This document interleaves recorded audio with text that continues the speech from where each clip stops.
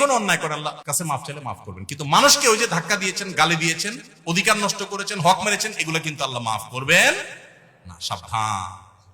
এই জন্য নবী করিম সাল্লাল্লাহু আলাইহি ওয়াসাল্লাম বলেছেন, সেদিন আসার আগে মাফ চেয়ে নাও, যেদিন কেউ কাউকে ছাড় দিবে না, কেউ কাউকে ছাড় দিবে না। গালি দিয়েছেন, রিকশাওয়ালা ভাড়া দেন নাই, চুন থেকে নুন খসছে, কথা থেকে কথা বাড়ছে, তর্ক হয়ে গেছে, যাবেটা দিলাম না, কি করতে পারবি কর, চলে আসছেন, এটার ছাড় কিয়ামতের দিন হবে না। নবী সাল্লাল্লাহু আলাইহি ওয়াসাল্লাম বলেছেন, দুনিয়া থাকতে এগুলা মিটমাট করো, এই মামলা নিষ্পত্তি করো, তার হাত পায়ে ধরে মাপ চেয়ে এটাকে শেষ করে যাও, কিয়ামতের ময়দানে কেউ কাউকে ছাড়বে না। অন্য কোনো অন্যায় করেছেন, জেনা হয়ে গেছে, আল্লাহর কাছে মাফ চাইছেন, তওবা করছেন, লজ্জিত হয়েছেন, আর কখনো করেন না, ফিরে আসেন, ইনশাআল্লাহ মাফ করবেন আল্লাহ তাআলা। আল্লাহ বলেছেন, লা তাকনাতু মির রাহমাতিল্লাহ, আল্লাহর রহমত থেকে নিরাশ হইও না, ইন্নাল্লাহা ইয়াগফিরুয যুনুবা জামিআ, আল্লাহ সব গুনাহ মাফ করে দিবেন। অতএব জেনা করলেও আল্লাহ তাআলা কি করবেন? মাফ, কিন্তু তওবা করতে হবে খাঁটি অন্তরে, আর করা যাবে না, অনুতপ্ত হতে হবে।